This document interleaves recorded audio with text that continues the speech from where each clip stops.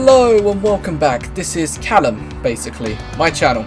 I do animations on here and it's purely to show my practice. Honestly, thank you for watching this far if you have. This next 5 to 10 minute section is just me explaining my animations in more detail and some of the issues that came up, as well as what I plan to do in the future with a lot of these.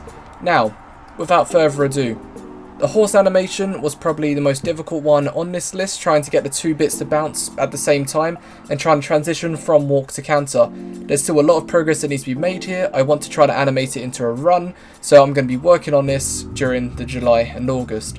The climb dive animation as well as the skipping animation had their own issues, one of them being far too many keys for the climb dive animation, which led to very stiff movement and very difficult time trying to do cleanup.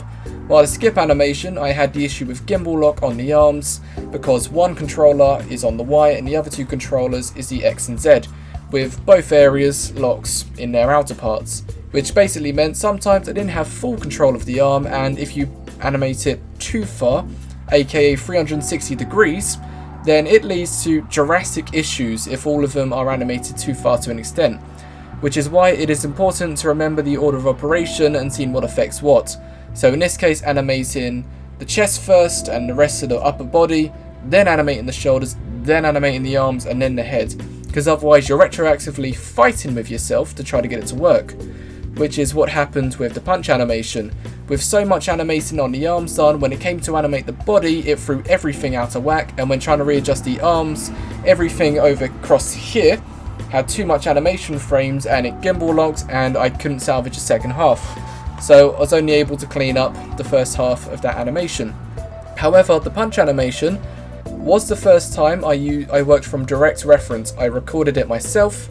However, it was at 30 FPS, which meant when I put me into Maya to animate directly off of, it led to the issue of the video being in slow motion, because I was still animating at 24 FPS, but the video was running at 30, which caused a slow-mo and almost a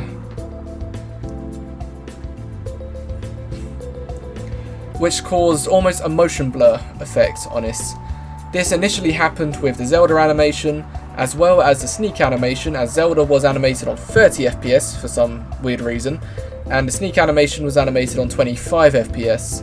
The Zelda one I was able to fix by going into the dope sheet and stretching out the frames after turning the frame rate back to 24.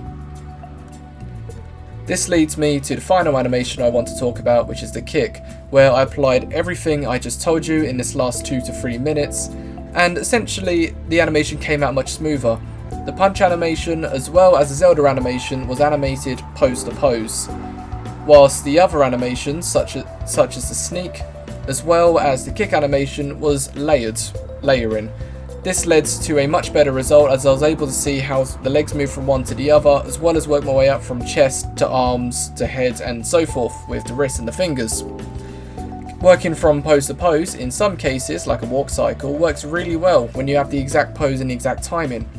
However, when you're animating from pose to pose, it could lead to some issues where you don't quite know what's in between, and if you're still working out the timing and you have to move things from back to forth, it gets very difficult, especially with lots of offsetting.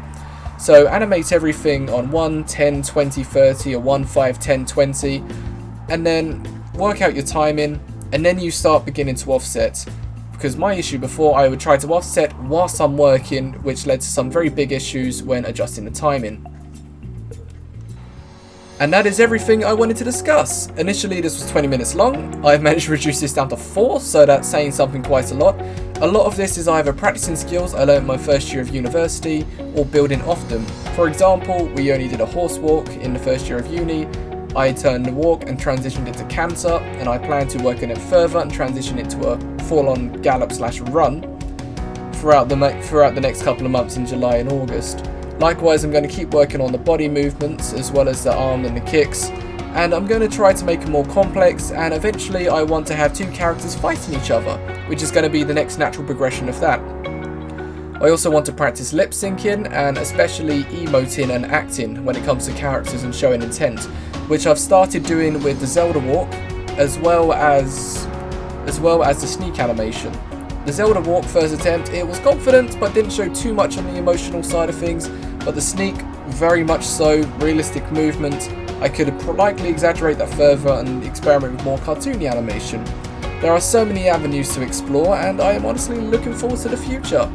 Honestly, if you've made it this far, thank you for watching. This YouTube channel is purely for my artwork and my animating, so if you want to see more, or if you just generally want to give me feedback and moan at my work for a bit, like, subscribe, turn the bell on, basically, so you can see when I drop a new one.